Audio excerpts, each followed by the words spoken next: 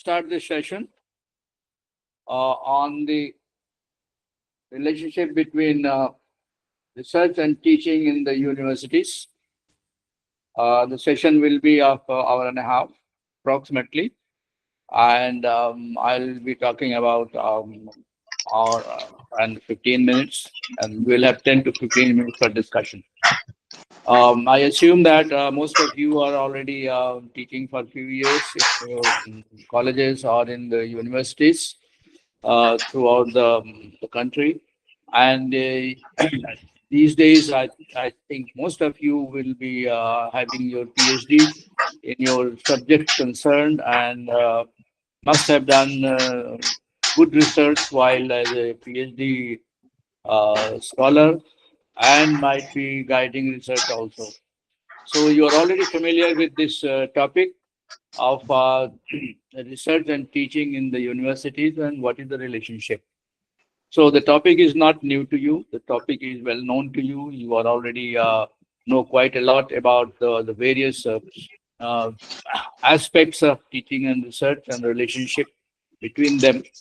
But I would like to put a perspective on the national as well as the international level.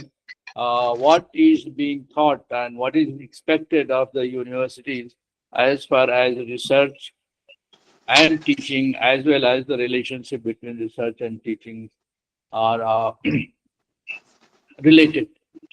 This might be your experience also, that even though your main job in the college or in the university you are hired for is teaching, but your appointment as well as your promotions and all other assessment of your performance in your job as a professor or as a lecturer or as a associate professor or assistant professor is judged, which is heavily biased in favor of research.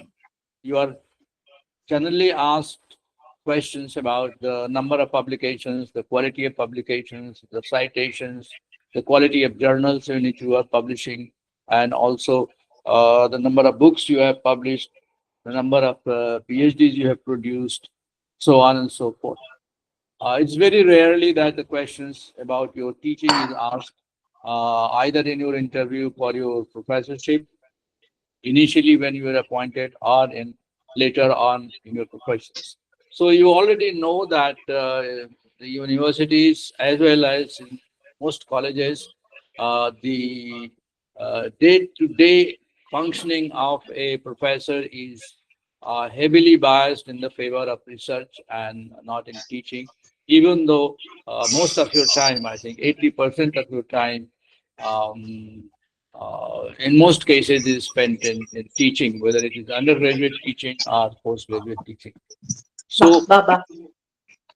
this is the reality of these days in our country. It is not so in other countries, advanced countries like United States or European countries. But in our country, um, this is the reality, and it has been the reality for many years, for more than 50 years. For 50 years, I have been in the business of teaching and research. Uh, Not only that, in recent years, there is a new change which has taken place in the responsibility of the teachers which are appointed to the university departments or college departments, and which has been emphasized also in the uh, National Education Policy of 2020 is um, in addition to research and teaching, the work you are expected to do for community development. So this is the third component which has come into the uh, responsibilities of professors in various higher educational institutions. So now you have to divide your time between research and teaching and the community development, and you have to show it. It is not that like teaching, obviously you have to spend time in the classroom. For research, you have to show output either in publication, research papers or books. But now you have also to show some output um, in the area of community development uh, with respect to the community in which you are living or your university is functioning. So now the the function of the university professor or the responsibility of the higher education institutions has been enlarged in the third aspect. I have not gone into detail that now in your promotion index, some more importance is being given to the community development activities and also the campus development activities like your participation in the university administration or college administration. Previously, this was completely on voluntary basis, but now it has been made mandatory, and some credit is also being given to the time and the efforts you devote for the development of the college or your help in the college administration or in the university administration, wherever you are working. So you see the concept of university and concept of higher education in our country has been changing. Change has been slow, but it has been changing continuously for the last many years. I remember that in the early 60s, when we went to the universities, main function of the major universities uh, in states were really the concern with the teaching. Research was done in very few universities, um, which were endowed with a lot of funds.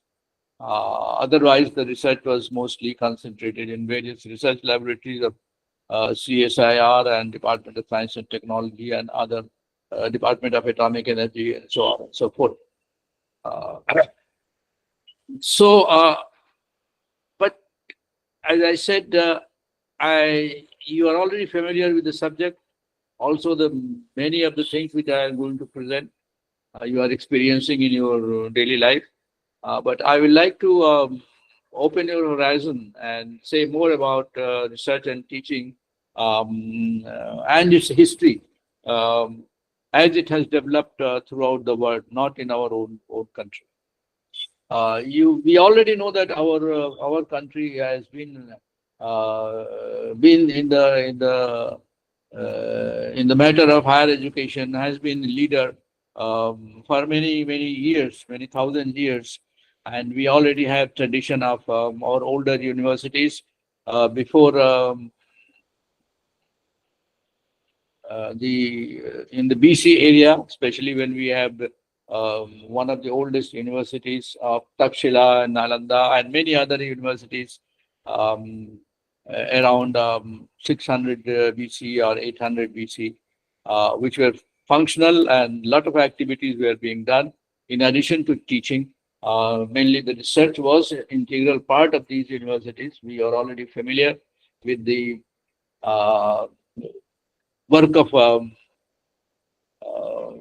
Charakya in economics or in politics or work of Panini in grammar and the work of many mathematicians, Aryabhatta, Brahmagupta and others. So, and they have done a lot of research work. So research was also already an integral part of our universities like Takshila and Nalanda and many other universities in the part of eastern part of country and southern part of country. I don't want to name them because that we're going beyond the topic. What I'm trying to say that apart from teaching, research was all a part of universities, or you can call them center of higher education in the ancient India. But you also know that these universities which we talk of today, especially Nalanda has been restarted in Bihar 2 years back when it was inaugurated by our Prime Minister uh, about 18 months back. Uh, that these were really Buddhist institutions. Before Buddhist institutions, we already have institutions in our Vedic period. They were really based on the system of Gurukul, which were really uh, not research institutions. They were mainly the teaching institutions.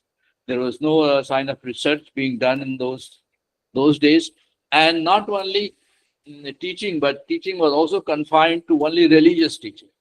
In fact, the only two things which were taught those days were religious instructions as well as jurisprudence, the law, how to live in the society, what are the laws of society, how to obey them, and how to punish if you are not obeying the laws of the society.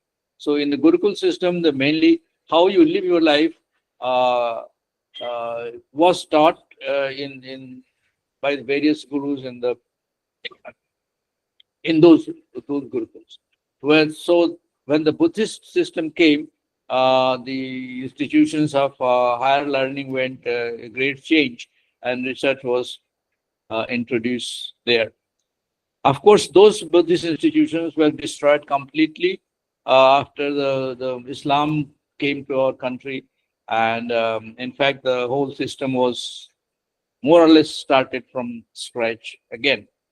Uh, we also know now that our present educational system of higher education, the universities and colleges, is not based on our old Indian system, but it is based on the Western system.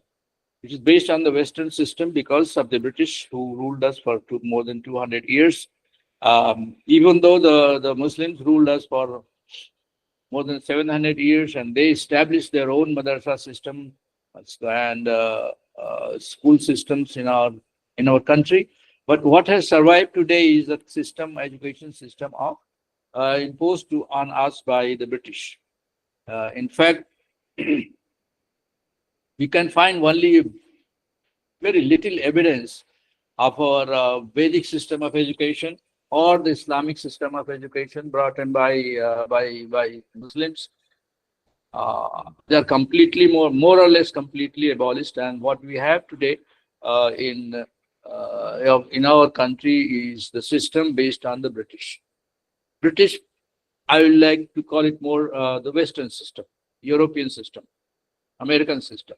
That is what we are practicing today, and the genesis of this system is credited to Macaulay, and we generally talk about the Macaulay system of education or Macaulay system of higher education, which is being imposed, which has been imposed on our country. So our universities and colleges and schools are really based on the Macaulay system. I will not go into detail again because this system has been integrated so much that we really don't see the Indian content of the Macaulay system of education. Uh, so let me, by introduction, tell you how the European system or how the Western system was developed. What was the structure of higher education in the Western system, which was imposed on us by British? I will like to caution you that when we talk about the Western system and its imposition, or the Macaulay system and its imposition on our country, some things are not very clearly mentioned. And in the beginning, I would like to mention that. And it is that what we inherited in our country was not really the Western system of higher education, but really the Macaulay system of higher education. I will explain in detail what is the difference between the Western system and the Macaulay system which we are following. So let me first say a few lines about Western system, making it very clear that our present system of higher education is not based on our ancient system, or not based on the system which was followed in the time of Takshila or Nalanda and other universities in 600 or 800 BC. Normally, if India were not were independent country, then probably we would have followed that system naturally as the time passes, and today we would have a truly Indian system. So what is the Western system, which was imposed in some form, modified by Macaulay on our country? You see, Western system was, as I said in the beginning, our higher education system was older, more complete compared to the Western system.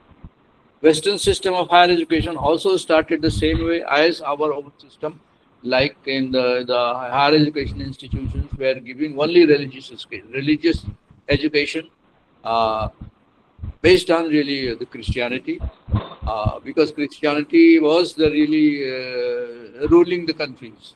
The religion was not only religion, but it was also the ruler of European countries, whether it is Italy or Germany or France or Spain. It was a rule was based on Christian system. So the education system also was heavily biased in favor of the religion. So it was the religious education which was mostly given in these higher educational institutions. Uh, of course, with some emphasis on life skills, how to get a better life.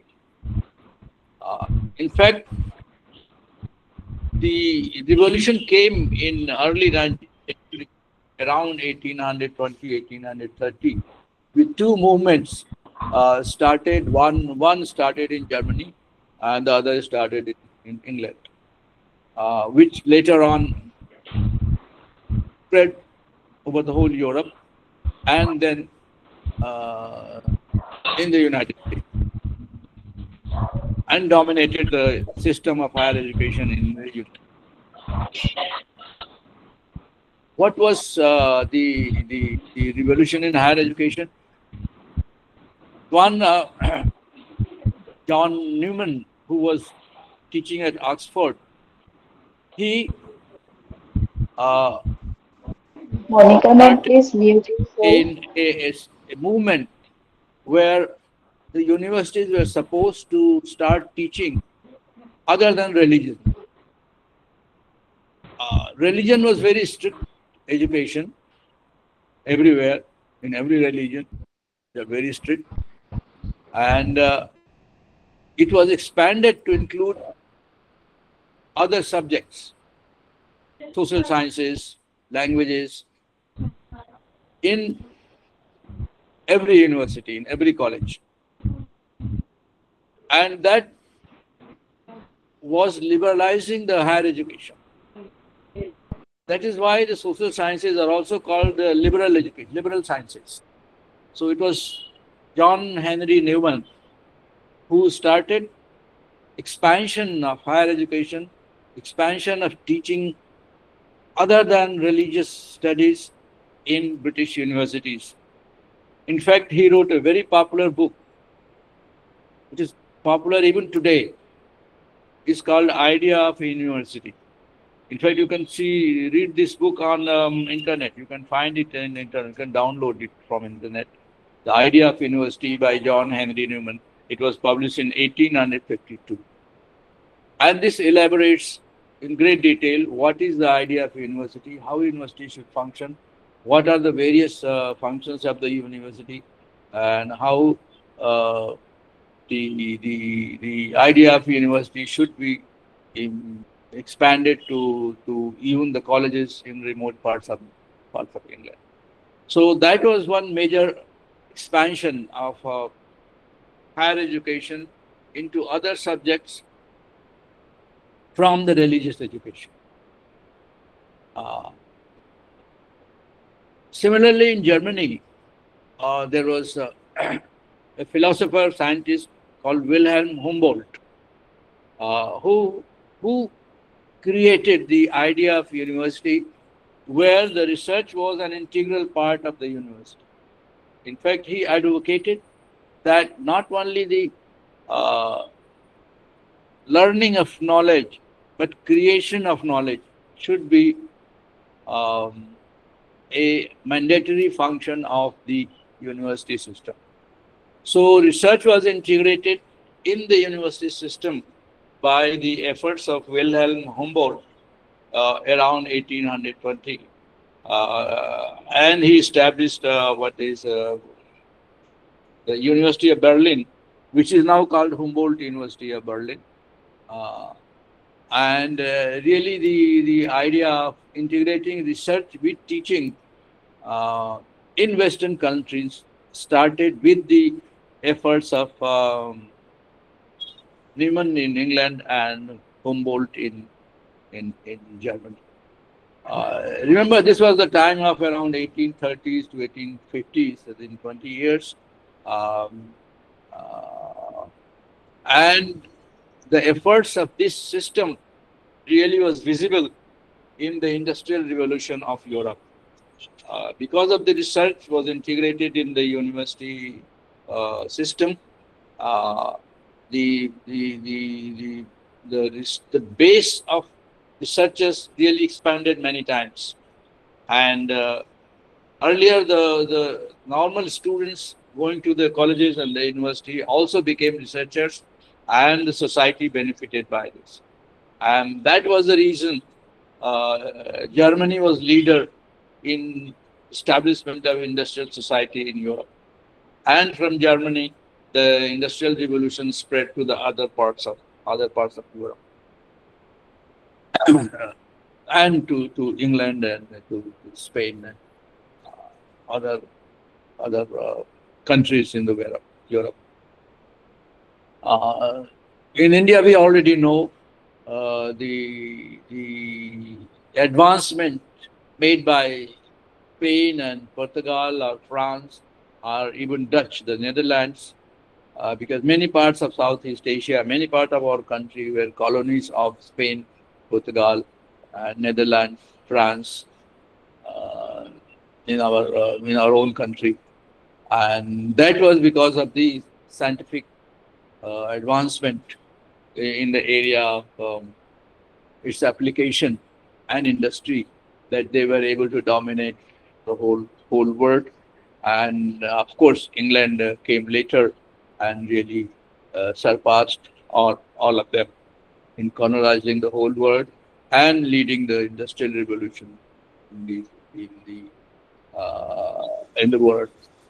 So you see, the when research was integrated in education system of a country, the country progressed, country became leader in the world, and the effect of research integration in the university system became very visible. So that is sort of short summary of how research was integrated in the university system, in the Western system of education. During all these period, India, which was a leader in higher education in the time of Buddhists, became colonies, came under the Islamist rule of the Muslims coming from Turkey, Afghanistan, Mongolia, uh, and followed by Mughals, and the education system became Islamic. Even though there was some component of research in Islamic education, but India did not benefit from that, and India became really backward in case of scientific research. It was a time when the when the British came. Uh, they had already a higher education system. It was very successful. Was imported from Europe, but their aim of opening universities in India was completely different from the Western system. That is why I say that our higher education system is not based on the Western system of higher education, but it is based on Macaulay's system of higher education. You remember that Macaulay wrote his white paper on higher education in India in 1830s, which was approved by the British Parliament. And based on that concept, three universities were established in India. The first universities were established in India at Calcutta, at Madras, and at Bombay in 1857. Later on, some more universities were established in Allahabad or Lucknow or even um Delhi by the government. But you see, their aim was not creation of knowledge or spreading of knowledge. Dissemination of knowledge or creation of knowledge was not their aim, which was the aim of Western system of education, which was developed in Europe and England in particular, as far as India is concerned. But here, the aim of opening the universities and the colleges uh, was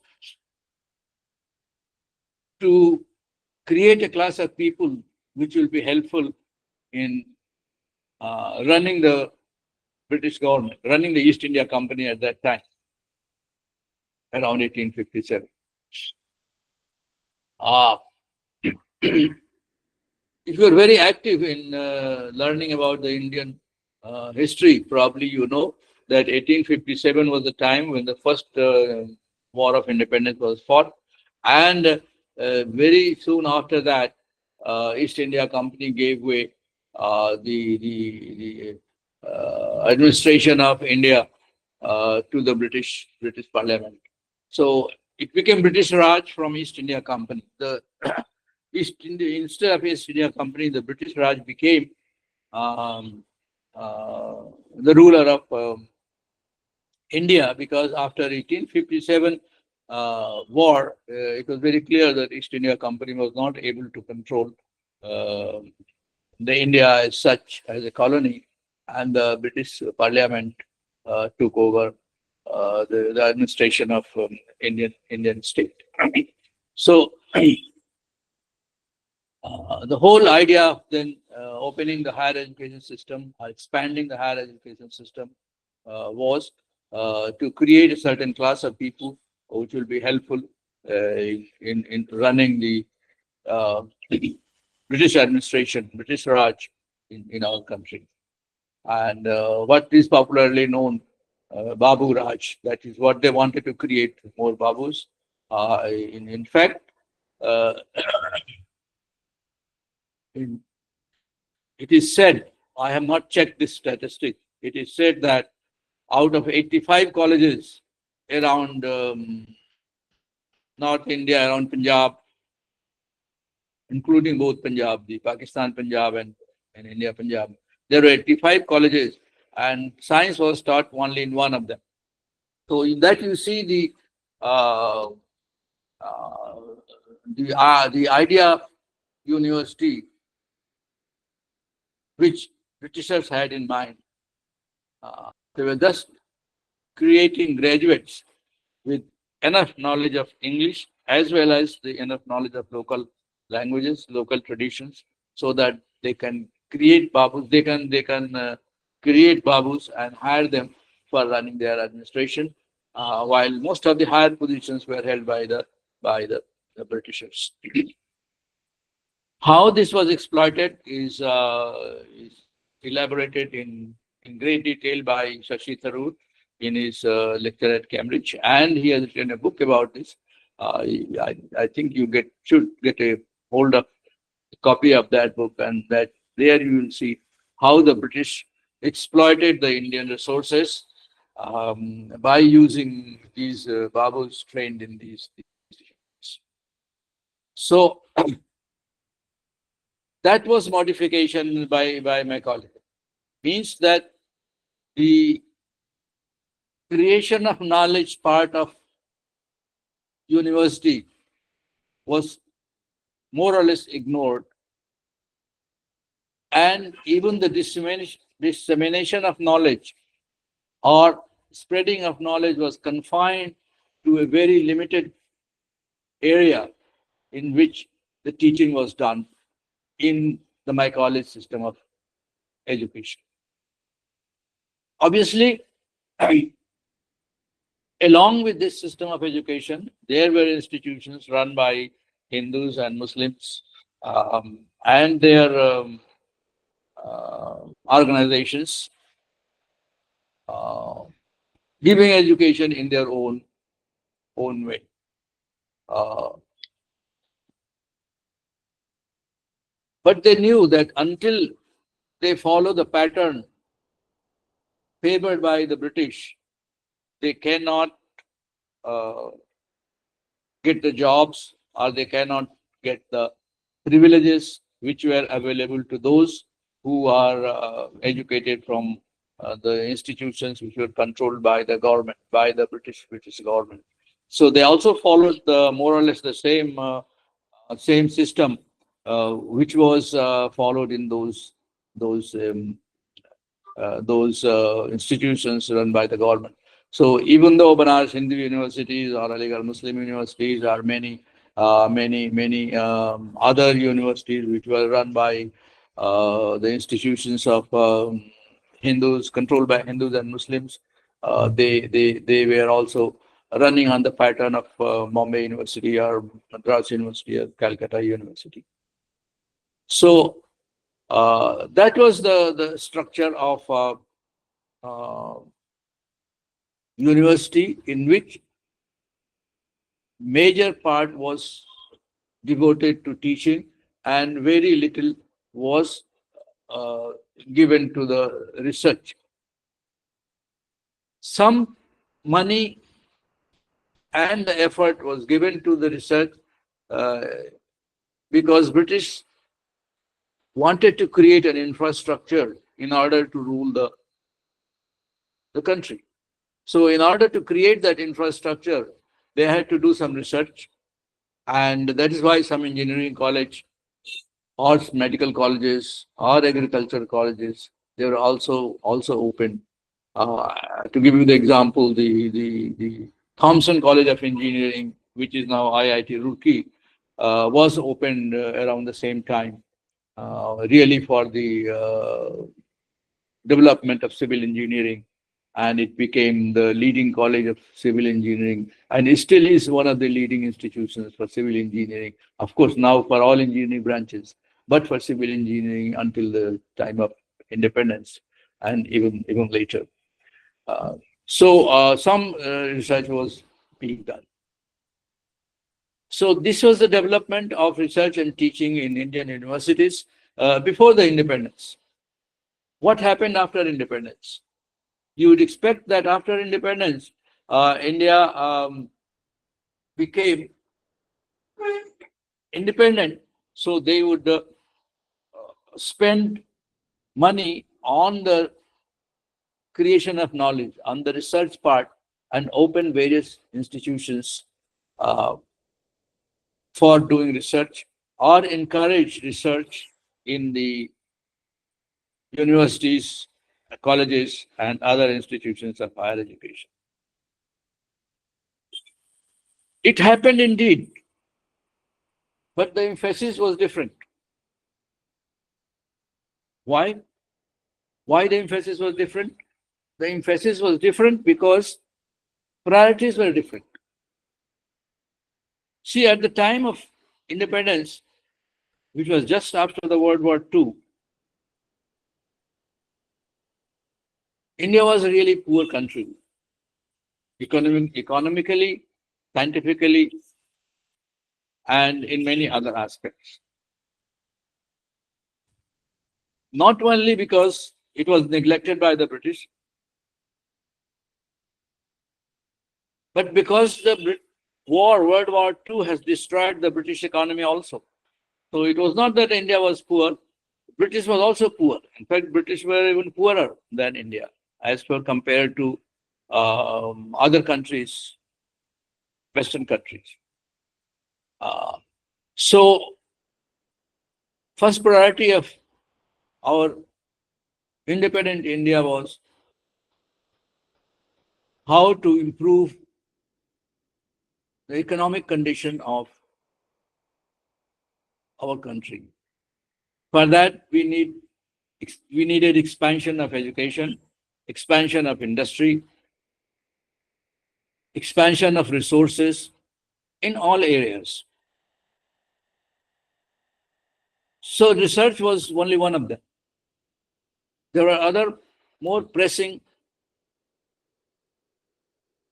problems.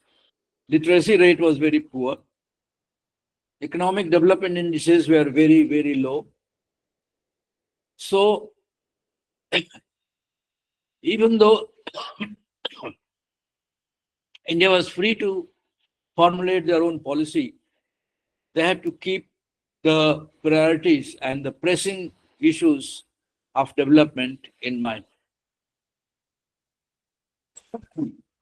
So the emphasis in the area of education, I will not go into the other areas. The emphasis in the area of education was expansion of education so that it can be brought to each and every section of the society, really the poor people living in remote areas, uh, enhance the literacy rate. So more emphasis was given on primary and secondary education, with some emphasis on the higher education also. So at that time, uh, excellence or research was not the priority. Priority was the expansion of the um, education system so that it can be every section of the society could be educated, could be made literate depending upon their abilities.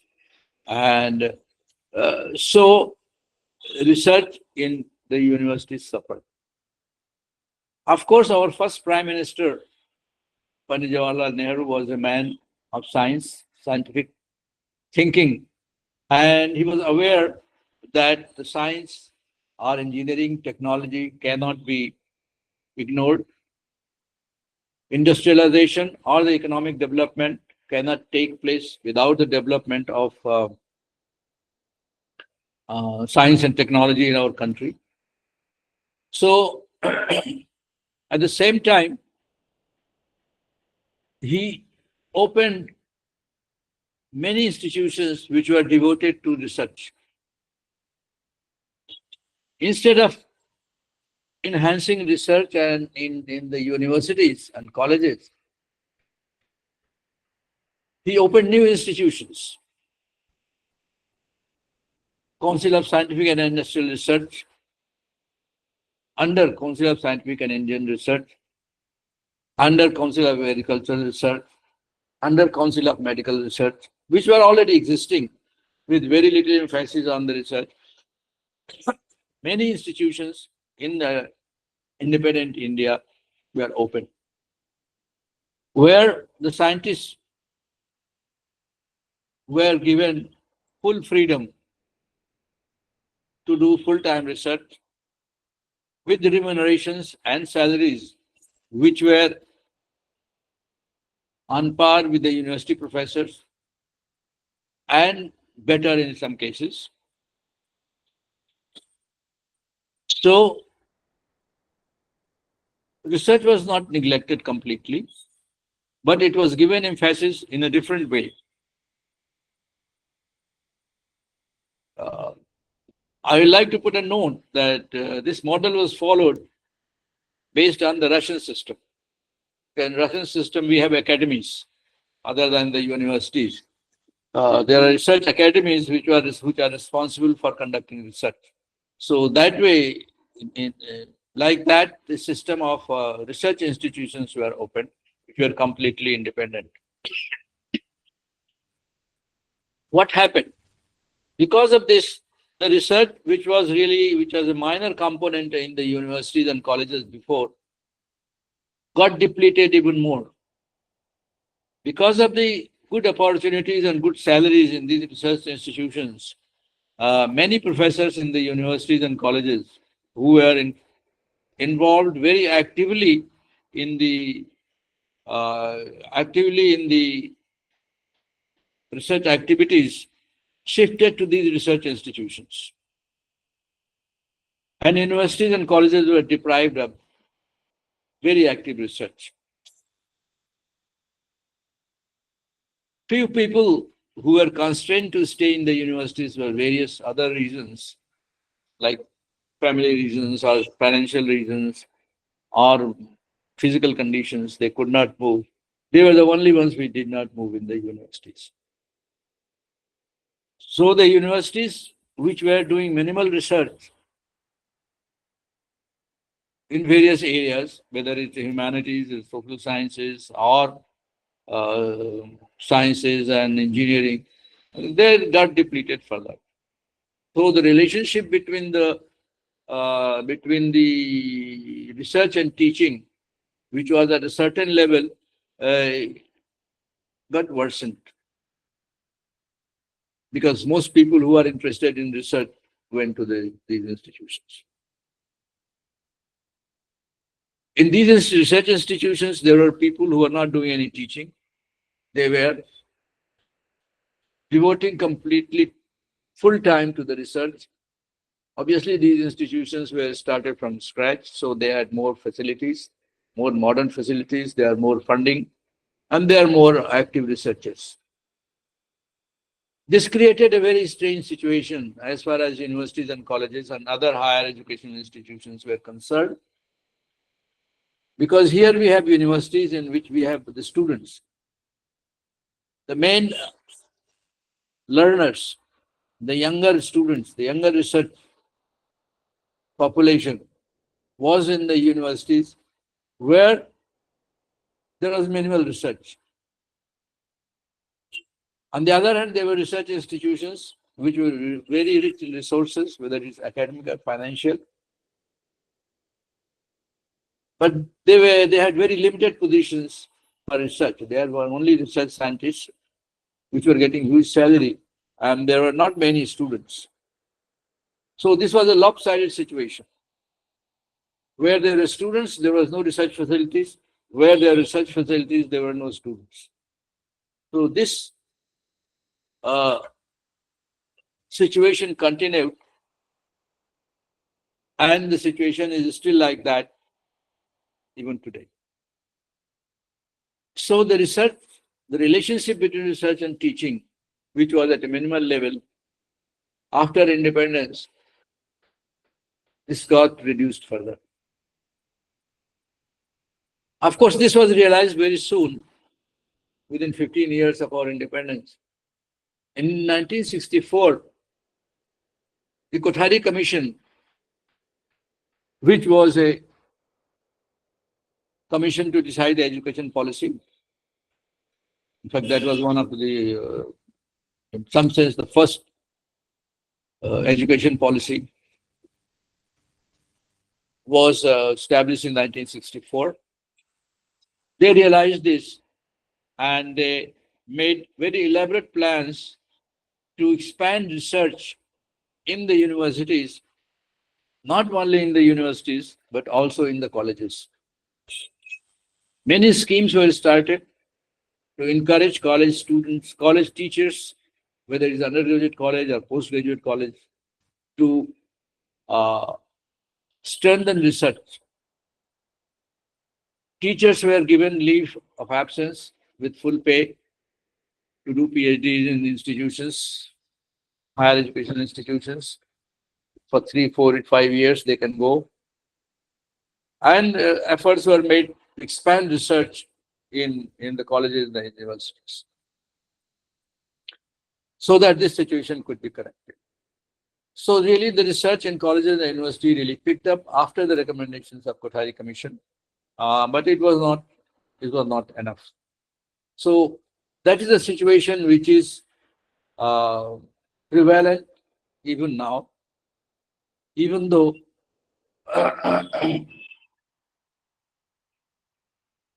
the allocation to research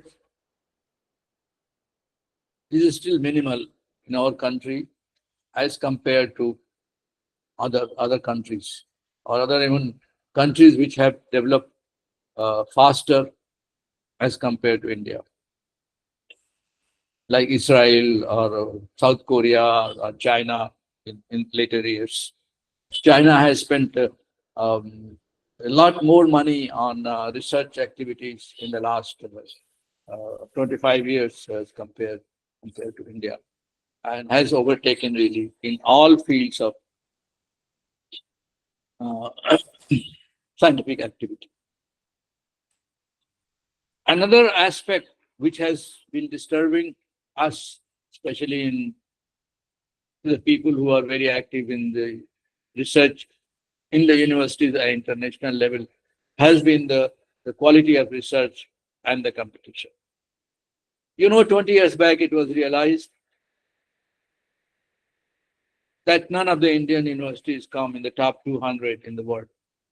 And a lot of efforts in the last 20 years have been made to improve the standard of research in the Indian universities so that the status of Indian universities could be brought to up, uh, could be strengthened up to the level of world-class university. A lot of efforts have been made, but again, this has not been sufficient. The reason that Indian universities don't show up in the top 200 in the world, or the Indian researchers do not count as far as international awards for achievement in the science and engineering and technology are counted, has been obviously the result of our national policy. Again, that is because it is dictated by our priorities. Our priority has been to become economically strong and independent. That is our first priority, and the excellence comes later. That is why most of the fund which was given, or most of the encouragement which was given by the government level, was in applied sciences, was in sciences which can be applicable, which can create things, which can create consumer goods, which can create uh, instruments that can help uplift the economic conditions of our people. So the emphasis has been, even in the science and engineering area, after independence, or after realizing that we are not um, up to the standards in science and in engineering, the emphasis has been on applied sciences so that our economic conditions could be improved. So even though you realize that uh, most of the higher educational institutions in Europe and America, which are leaders in science and technology, have a substantial number of Indians, professors and students working in those institutions, especially these days in information technology, whether it is Microsoft, whether it is Google, or it is Meta, or any company you see, the Indians are dominating everywhere in basic sciences, but not in our own country, because in our own country, the emphasis has been on application. Even now, the emphasis is more on patents, how you create things which can be useful to the society, which can be useful to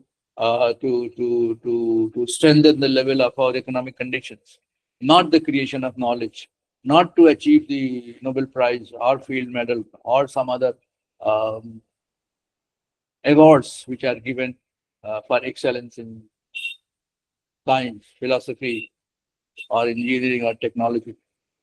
So that's because of the priority that we are not able to compete with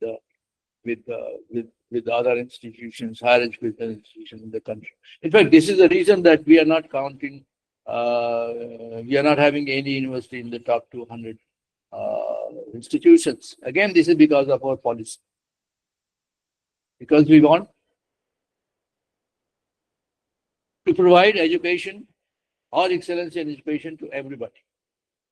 So, excellence is the first casualty when you try to improve overall in a democratic way, because excellence needs privileges, and our priority has been uh, to include everybody, so that economic conditions of all of us could be improved. After it is improved, we reach certain level, and then there we can afford to be very choosy about choosing certain topics, certain subjects, so that excellence can be achieved. So, and for excellence, the research is needed. So, as I say, we need a background of excellence our background of quality where we can compete with everybody else in the world. And that for that, a good teaching is required. And for excellence, to excel in subjects of certain areas, we need good research. So we need good teaching and good research, but good teaching is an essential component. Until we reach a level of knowledge which is at par with everybody else in the world, we cannot aspire for excellence. So enhancement of the standards of teaching is as important as well as the quality of research which we are conducting. So both are important.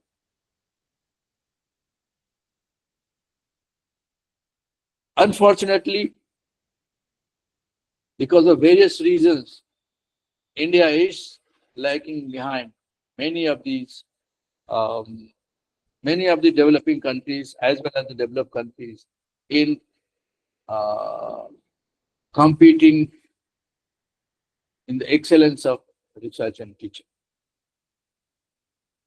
So this is sort of historical introduction to the research and teaching and its relationship throughout the world and a special reference to our own country.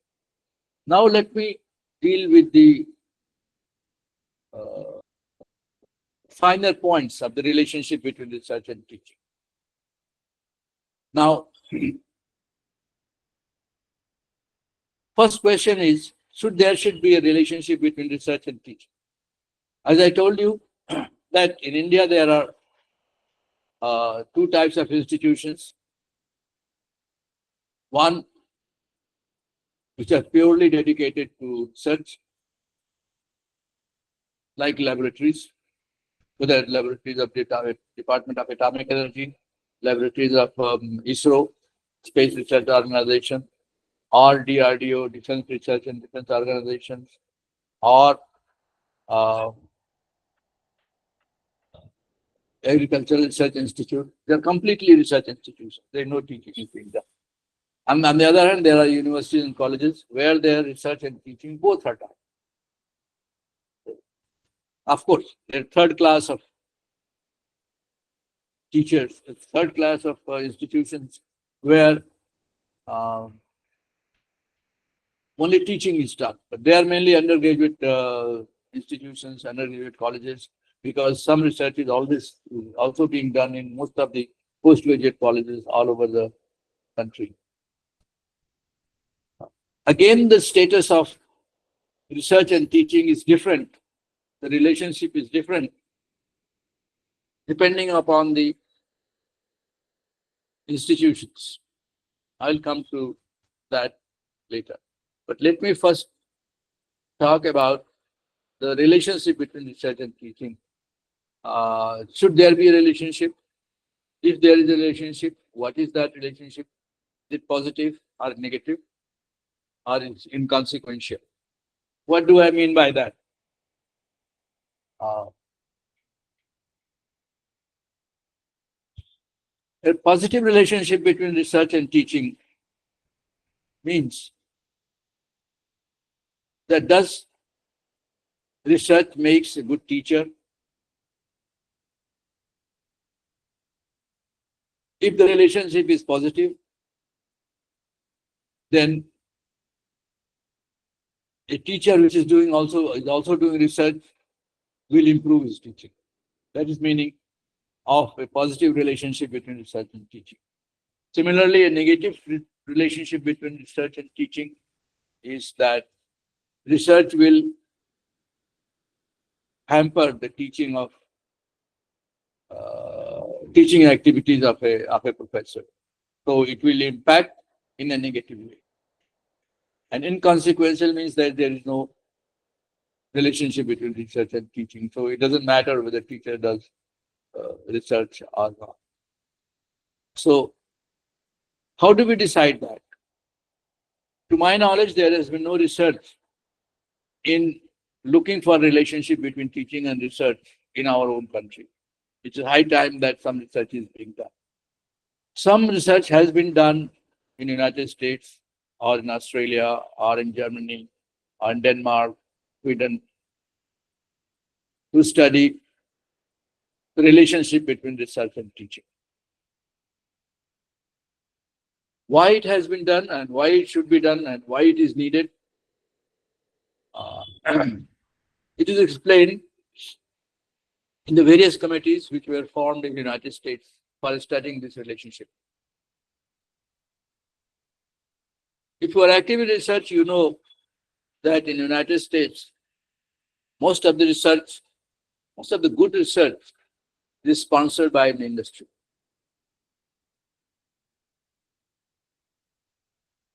By big industries. Whether it used to be General Electric, Bell, IBM. Now it is Microsoft, Google, Meta, which owns Facebook, so on and so forth, the IT companies. Other than the heavy industries which are involved in defense production, like Boeing company and others. So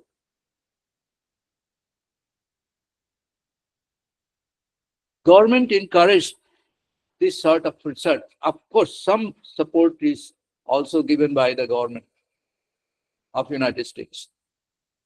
I'm talking about now United States.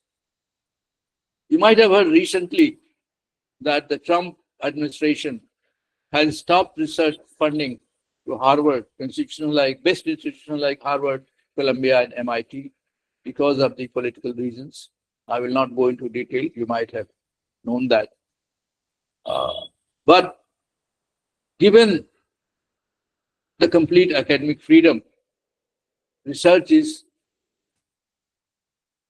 in most part supported by the industry and in some part by the government. So it was thinking of the government that if the relationship between research and teaching is positive, then it will be greatly beneficial to the society at large. This was thinking United States, which is also true in our own country. Because if research makes the quality of teaching better, the quality of teacher, quality of professor better, then by funding research by industry or by enhancing research funding by the government,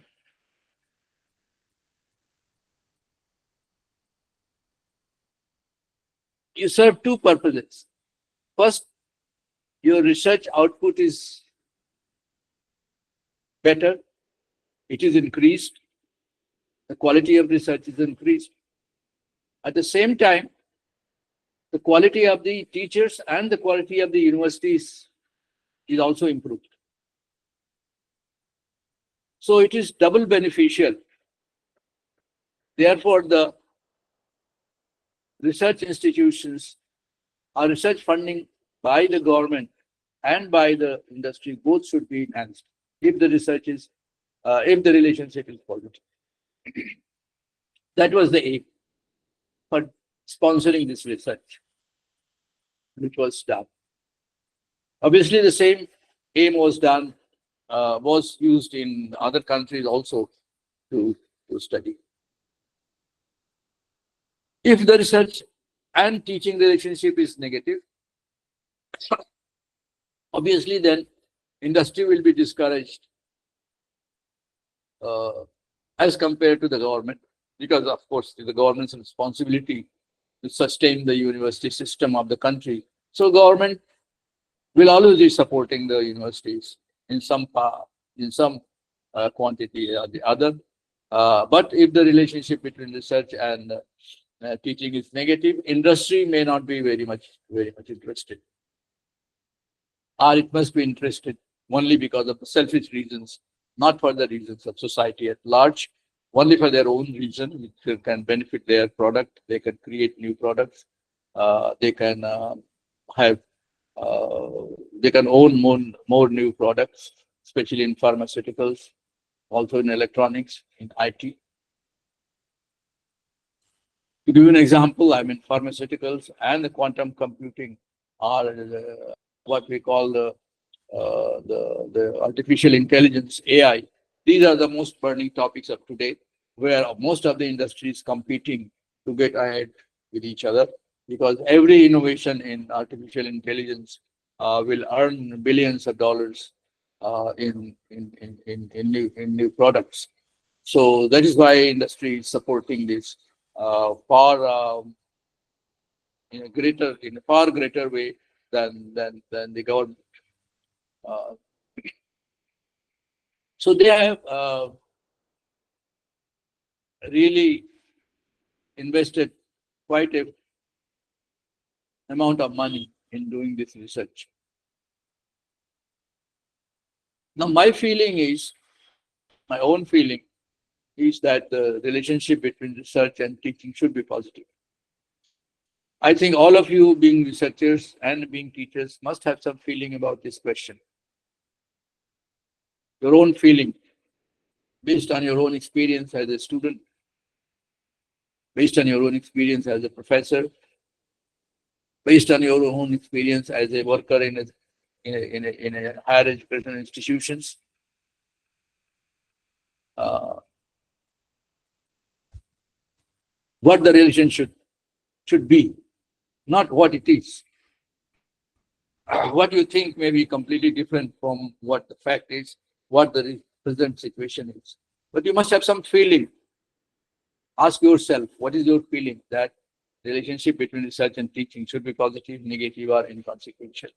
Or you might have experienced it in your college, in your institutions, the relationship by observing the professors who are doing actively research or who are doing no research. What is the impact of their uh, teaching on the students? What is their impact of their research on their colleagues, on the college administration, on the university administration, or on the society at large? How professors who are very active in research are treated by the society, or how the professors who are not active in research are treated by the society, how the professors who bring a lot of money through research projects are treated by the college administration, or the university administration, or the students, as compared to the other teachers who are not bringing any money to the college or the university. So you must have your own feeling.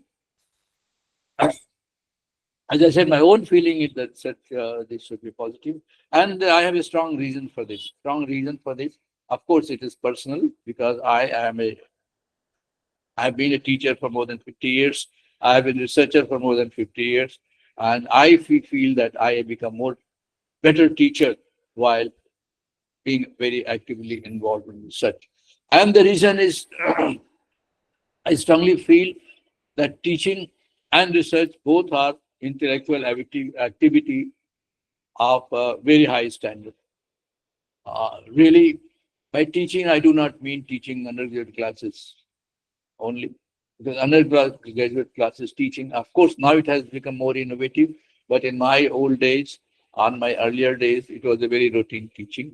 Even though now research is brought to the undergraduate level, especially in national education policy, you might have seen that in four-year program of undergraduate education, research is become a part of fourth year in undergraduate education. So even now in undergraduate education, research can be integrated with the fourth year curriculum, and obviously in the postgraduate and the PhD, these are completely research oriented uh, degrees where the brighter students can opt for research at a very early age.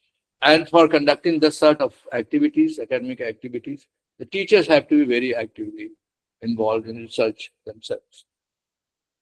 And uh, in recent years, in the national education policy, we have established Anusandhan National Research Fund Foundation, which is willing to support um, almost all of the such activities which are conducted by the professors.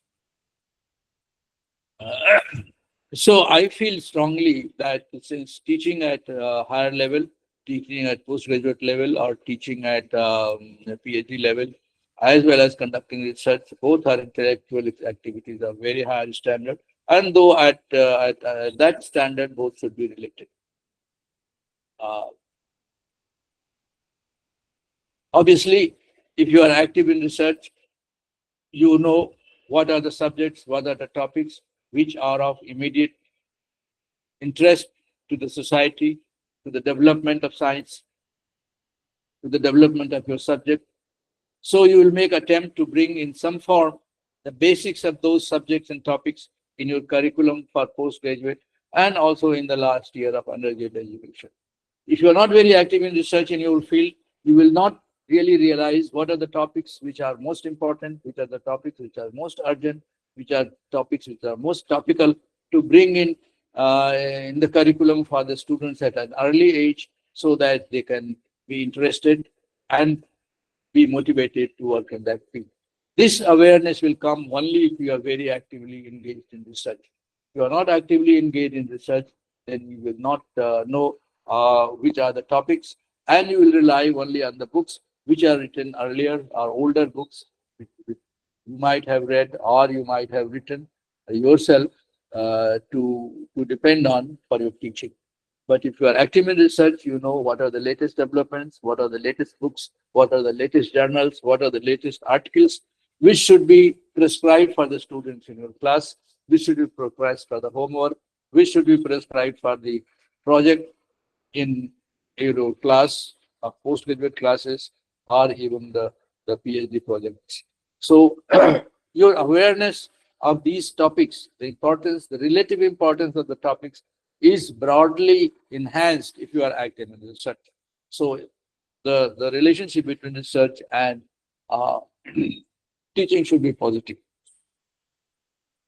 But there is sufficient reasons also to believe that the relationship between research and teaching could be negative. I will explain why it's that. Because if you become very active in research, then you will get funds for research. You will get projects for the research. Then the project management or research management is a very tough job, especially managing money. Suppose you have got a grant of 1 crore rupees from Department of Science and Technology, or from Department of Atomic Energy, or from Department of Space to do a project in your institution, to do a project in your lab at the university, at the college. Then the amount of time you have to spend in managing that money, in the amount of time you have to spend in procuring the instruments which are needed for your project, the time and effort and money you needed to spend in hiring people, to training people, will be at the cost of your teaching.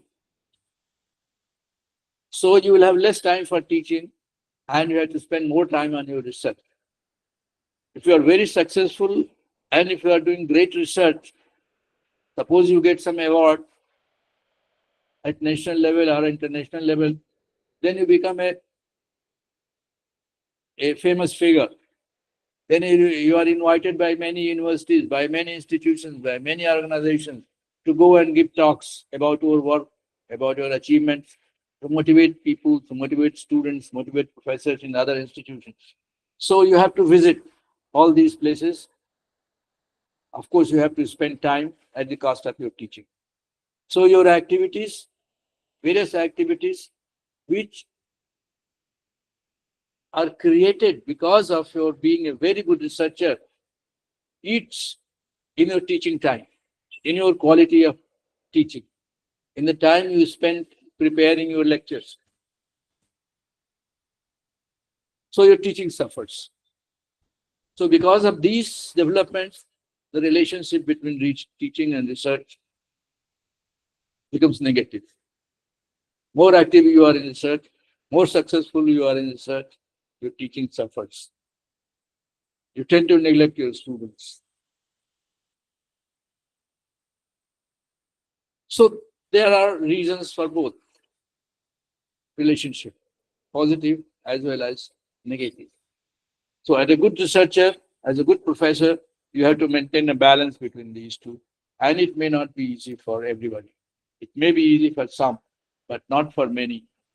I have seen it in my own life. I have seen it in the life of my colleagues that it can disturb their teaching, their research, not only their teaching and research, but their own family life, their social life.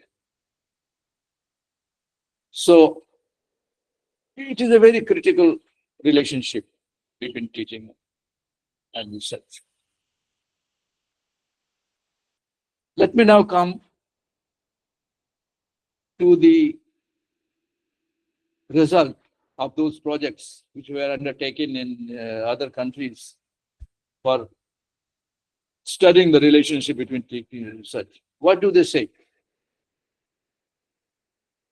Let me first point out it's very difficult to do research on this subject. It's very difficult to reach certain definite conclusions about the relationship between teaching and research. Why it is so difficult? There are many reasons, and let me explain some of them. First, obviously, the terms like good teaching and good research would come into play when you try to study the relationship between the teaching and research. So first you have to make, how do you do this research? First you have to make criteria and you have to talk to stakeholders like students, your colleagues,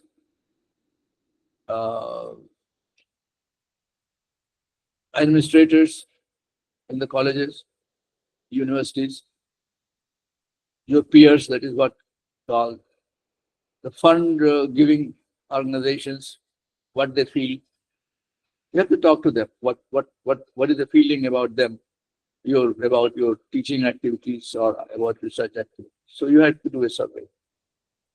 In order to do a survey, you have to start a questionnaire. You have to there define what is a good teaching, what is a good research, then what is the relationship between the teaching and research.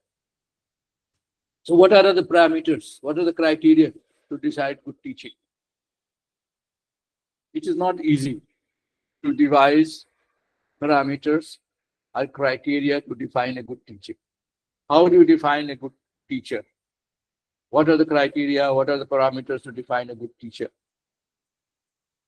Is that the result of your class? Answer is yes or no. Obviously, if everything is fine, then good result of your class reflects good teaching. But there are many ways in which you can get good result of your class without good teaching. I will not go into details. Similarly, maintaining good discipline in the class, coming on the time, being very regular, being very strict with the students. Is that the criteria of being a very good teacher? Well, again, the answer is not very clear. Again, satisfaction of students, student evaluation. Student evaluation, if you rely only on the student evaluation of a teacher, whether it's good or bad, then every student has his own criteria for evaluating a teacher, whether it's good or bad. So you see, good teaching, criteria for deciding good teaching is very difficult. It's more difficult than deciding a good researcher. At least good researcher can be defined with certain parameters, even though it is not foolproof, but they are better than deciding a good teacher. Like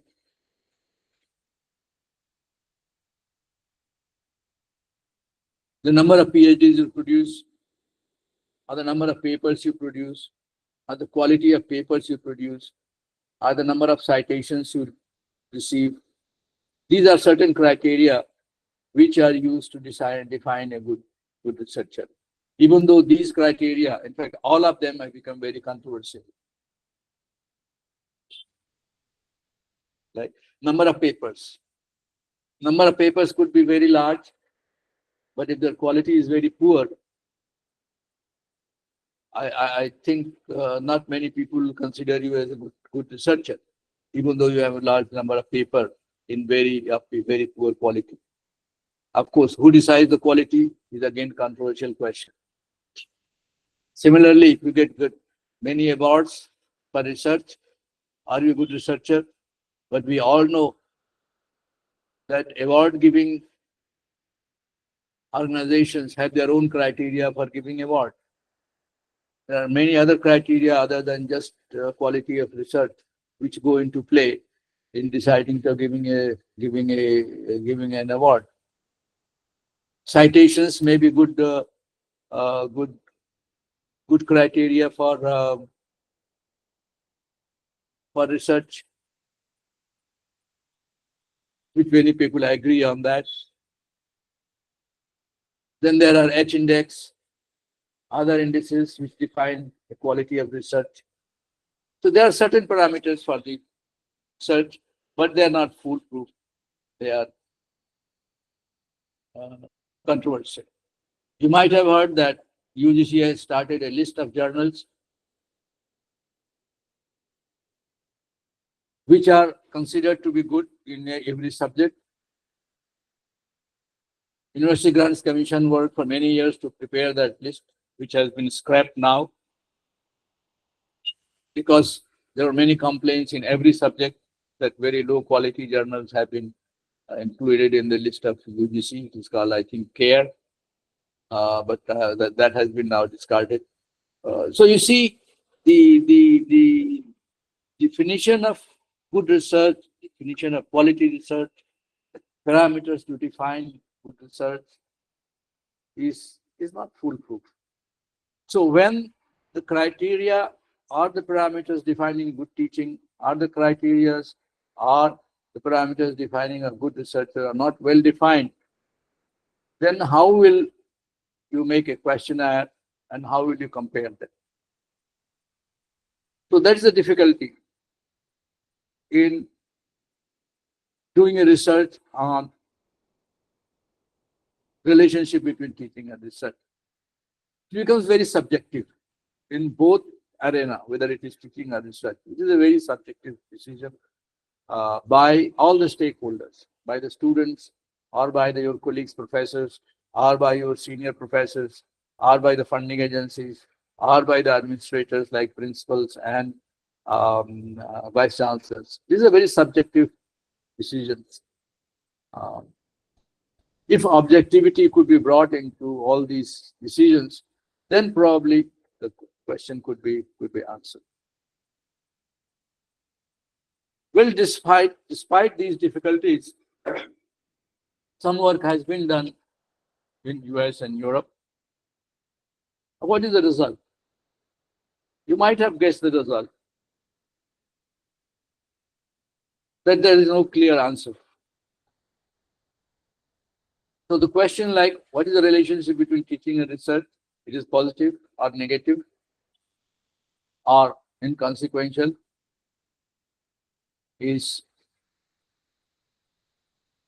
not easy. Of course, it's not easy because it depends on various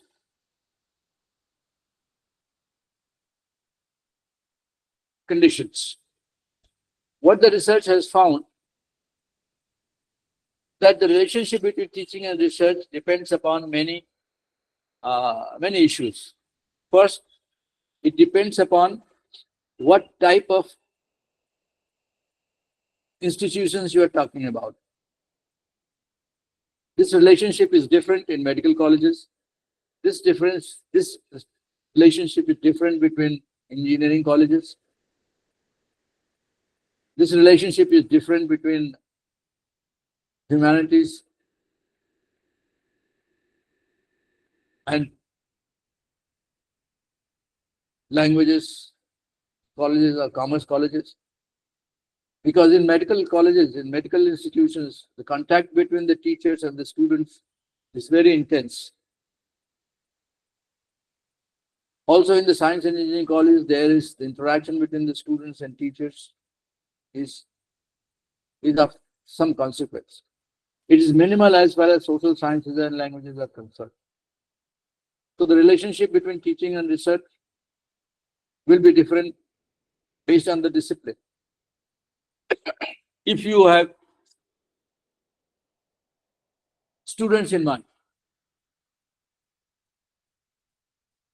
Similarly, the relationship between teaching and research is different, whether you are talking about undergraduate classes. Suppose you have undergraduate classes in humanities where there are 100 students in the class. The teacher, the interaction with the students is very minimal.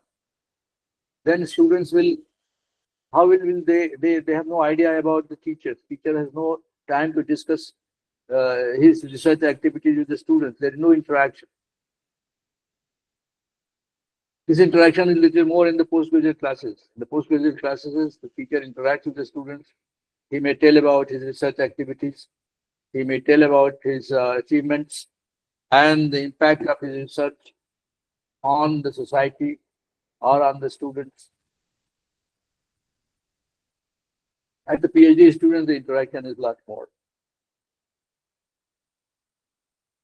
So the relationship is different between the relationship between teaching and research depends upon you are talking about science subjects, you're talking about humanities, you're talking about medical subjects, or you're talking about engineering subjects.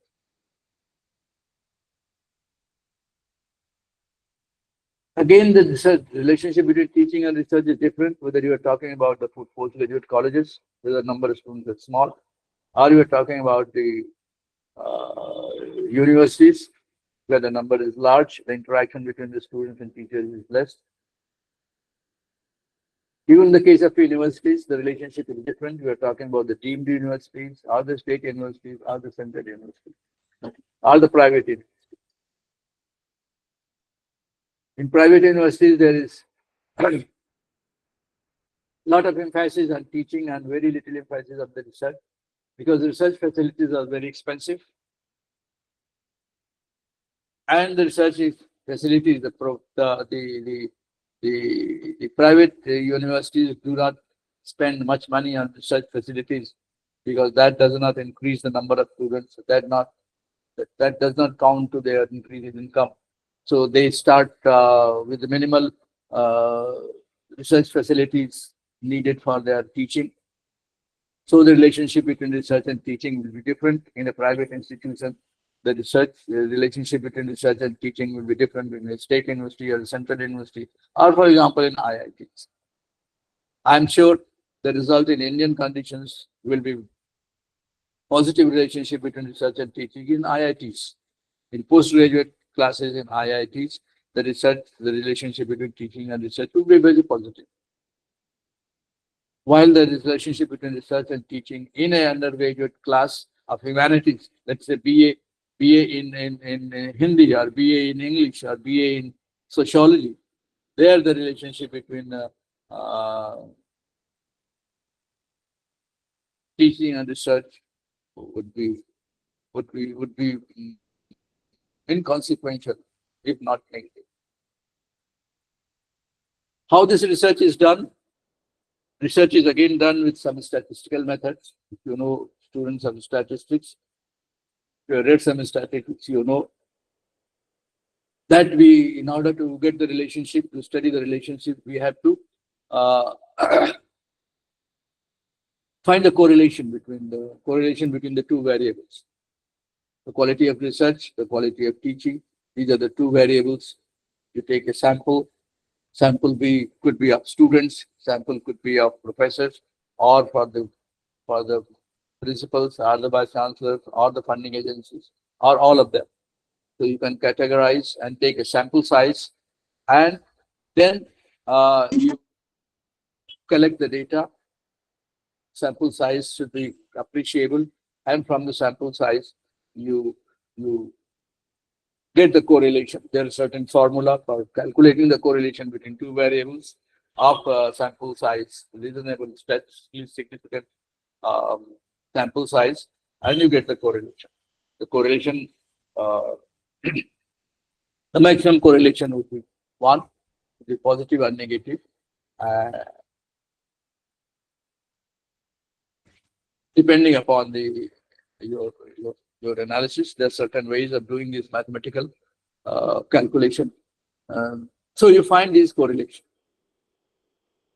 So this correlation, as I said, could be positive, means that it is good teachers, good researchers make good teachers. If it is negative, means good researchers do not make good teachers. And if it is 0, means it is consequential. 0 are very, very small. So that means that it doesn't really matter whether a teacher is very active in research or not. It doesn't affect his teaching. So the result of such a research in America, US, United States, and Australia is all type of 3 results have been obtained, depending upon the sample size and the subject. As I said in the beginning, that you expect that in engineering institutions or medical institutions, the relationship between teaching and research is positive and large, while in humanities, in undergraduate classes, it is almost 0. So that is the status of studying the relationship between teaching and research. In summary, I would say that teaching and research are both integral component of higher education institutions, the university. The relationship is very important. It depends upon the subject concerned. It depends upon the type of institutions. It depends upon the class, the undergraduate, postgraduate, or teacher. So it is very difficult to answer this question in general, but if you are very specific, then the answer could be given. You have to specify that you are asking for undergraduate class, science or engineering or medicine or humanities. You are talking about college, you are talking about university, you are talking about the private university, or you are talking about central university, or you are talking about the IIT. So you have to frame the question rightly so that you can get an answer. But such extensive research has not been done in Indian context. It's very high time that it is done. And hopefully it will be done by some people in the subject of, in the field of education. If you are working in area of education, I will strongly recommend that you do a project like this, you submit a project to the University Grants Commission or to the ICCSR for doing such an activity, and I'm sure your project will be funded. With this, I would like to close this presentation and welcome any questions you have. Thank you very much for your patience in attending my lecture, which I was planning for hour and 10 minutes, but unfortunately I have taken the whole time. So I have time for 2-3 questions. Thank you very much. Thank you very much, Professor S.K. Singh, sir, for sharing your valuable insights on the teaching and research. And I have just to share an anxiety with you and all the participants. See, after privatization, and we have many private universities launched in our country. Unfortunately, these private universities, many of them are selling degrees. Even PhDs are sold for 4 lakh, 5 lakh rupees. So, what's your say on this? I am aware of the problem you are saying. In fact, I have no personal experience of interacting with such private universities, but there is become very, very, very scandalous thing, and I don't know. In fact, in these days, even the governments are also opening universities so many universities without any infrastructure, without any qualified teachers. And what will they do? I mean, if they don't have infrastructure, obviously the number of students is becoming large every day. So I don't think they will be selling the degrees, but obviously they will be producing very substandard students. So this is something which our administrators and uh, the University Grants Commission or Higher Education Commission of India, which is going to replace the UGC, should think very seriously about this question. What you pose is a very serious problem. It has been a problem in engineering institutions, in medical institutions, right from the beginning, especially in the B.Ed colleges. It has been known that such cases have happened, but now it is happening in all the subjects over the board. So this is something which should worry the administrators everywhere at the state level as well as the central level. Something has to be done. It's a very real danger, and I don't see in near future any solution to that unless the government comes very strongly on this. In fact, they should really make very stronger rules and regulations for starting the private universities. Yes, sir, exactly. I also agree to your points. And recently, in the last week, I just had an interaction with a faculty in a state university, university's online education department.